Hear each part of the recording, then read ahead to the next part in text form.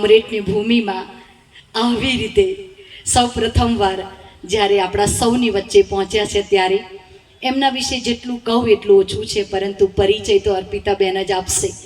પરંતુ એવા ભાઈ જેમના જીવનમાં હંમેશ અમારા ક્લાસમાં મેં આ વાત કહી છે, 2 કપ ચાય, 2 કપ કેવી રીતે ચાય બનાવે છે અને ભગવાનને પીવડાવે છે, આ વાત હંમેશ ઉમરેઠના ક્લાસમાં આવનાર તમામ ભાઈ બહેનોને ખબર છે.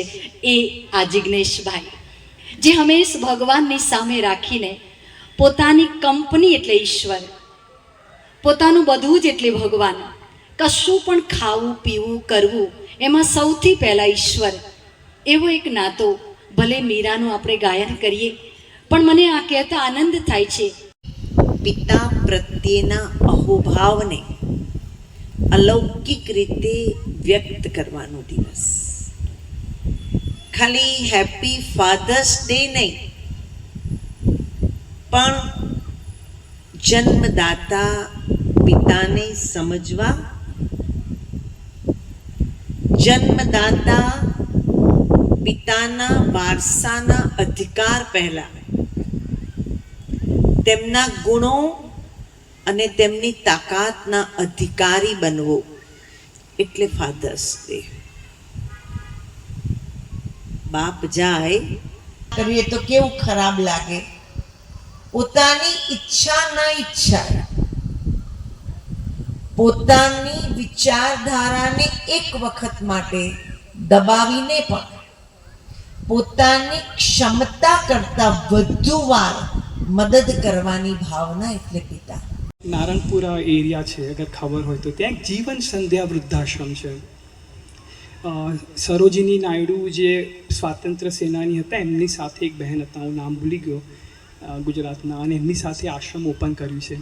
એટલે હું એ લોકો માટે ભાગવદ્ ગીતા વાંચવા જતો હતો, એમ કે એ બાને એ લોકોને ગમે. અને પછી ધીરે ધીરે બહુ યંગ એજ પર, I think age of 12 or 13 મેં બ્રહ્માકુમારીઝ જોઈન કર્યું અને હું જતો હતો. અને મને ક્યુરિયોસિટી થાય કે આ લોકો કેમ અહીંયા રહ્યા છે, કારણ કે તમે વૃદ્ધાશ્રમમાં આવ્યા છો એટલે તમે બી કંઈ ઓછા તો છો નહીં, કંઈક કરી આવ્યા છો. એમને તો તમને કોઈ કાઢી ના મૂકે. પણ દરેકને હું પૂછતો હતો કે શું હોય, કેમ તમે અહીંયા આવ્યા છો. દરેકની પોતાની પાછળ એક સ્ટોરી હોય. પણ બહુ ખરાબ લાગ્યું કે જ્યારે દરેકની પાછળ સ્ટોરી ત્યારે જ બને છે જ્યારે એમના લગ્ન થઈ જાય છોકરાઓના. એટલે હવે આમાં તો હવે બહુ લાંબો ઇતિહાસ છે કે આપણે જો ચર્ચા કરવા બેસીએ તો સ્ત્રી એમ કે મારો વાંક નથી, પુરુષ એમ કે મારો વાંક નથી. એટલે આ તો એક પ્રકારનું સર્કલ છે, રાઈટ. પણ મને બહુ દુઃખ થયું કે કેટલું ખરાબ કહેવાય કે એટ ધ એન્ડ તો એ બધા લોકો બ્લેમ કોને આપતા હોય કે મેજોરિટી જેટલા બી વૃદ્ધાશ્રમમાં હતા, મેજોરિટી 90%, એ મેજોરિટી એવું કહે છે અમે અમારા દીકરાના લગ્ન પછી જ આવ્યા છે. એટલે ત્યારે મને એવો વિચાર આવ્યો કે આનું પાપ કોને લાગે. અને તમે જો આધ્યાત્મિક રીતે મંથન કરો તો આનું પાપ એક વ્યક્તિને ના લાગે, કારણ કે તમે તમારા કરેલા કર્મો જ ભોગવો છો. તમે કદાચ પાછલા જન્મમાં શું કર્યું, આ જન્મમાં શું કર્યું. તો મેં એક બાને પૂછ્યું કે હું જ્યારે ભગવદ્ ગીતા વાંચું ત્યારે તમે બહાર કોન્સ્ટન્ટલી જોયા કરો છો બહાર. ખૂબ ખૂબ ધન્યવાદ બ્રહ્માકુમારી જાગૃતિબેન. અને હવે પણ તમે એકચ્યુઅલી એ એટલા માટે નથી સાંભળતો કારણ કે તમે એવું વાતાવરણ ઊભું કર્યું છે કે કોઈનો દીકરો એની મમ્મીની વાત નથી સાંભળતો. You understand, right?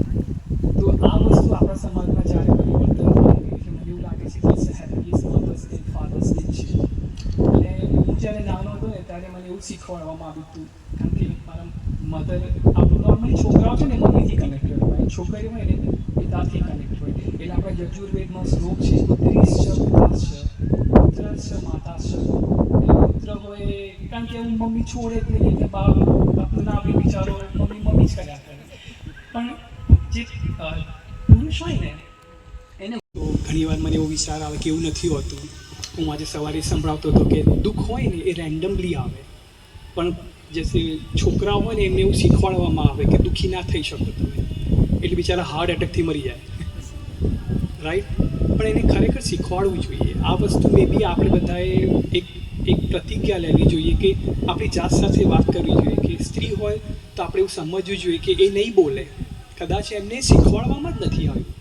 જેમ કે હું ઘણીવાર વિચારું આપણે બીજાના ઘરની શું વાતો કરીએ, ઘરમાં તો આજ બધી વાતો હોય ને. હવે તમારા ઘરમાં નામ મગન છે તો અમારા ઘરમાં નામ છગન છે, પણ બધી વાતો તો એનું એ જ છે. એટલે મેં બહુ આધ્યાત્મિક મંથન એવું કહે છે કે નથી શીખવાડવામાં આવ્યું. તો હું ઘણીવાર મારા ઘરમાં એવું કહું કે એમને નથી શીખવાડવામાં આવ્યું, કંઈ વાંધો નહીં, પણ અમે તો શીખી શકીએ ને કે જે છે એને સન્માન આપવું, જે છે એને રિસ્પેક્ટ આપવું.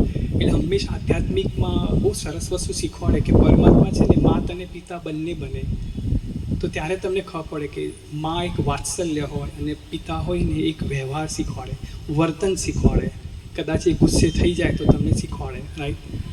તો મે બી આજે જતાં પહેલાં એક તમે એક્ટિવિટી કરીને જજો, કાં તો મે બી આપણે કરીએ હમણાં. તમને બોલવું હોય તો એ બહુ સારું. તમારા ઘરમાં જે પુરુષ છે, કારણ કે દરેક પુરુષ એક પિતા જ હોય એવું કહેવાય, અને દરેક સ્ત્રી એક માં જ હોય, પણ આપણા શ્લોકમાં જ ખાલી બોલે છે યત્ર નાર્યસ્તુ પૂજ્યન્તે, પણ તમે જો મેજોરિટી એ શ્લોક બોલવાવાળા કોણ છે? યત્ર નાર્યસ્તુ પૂજ્યન્તે રમન્તે તત્ર દેવતા. એ બધું ભણાવો છો કોને તમે?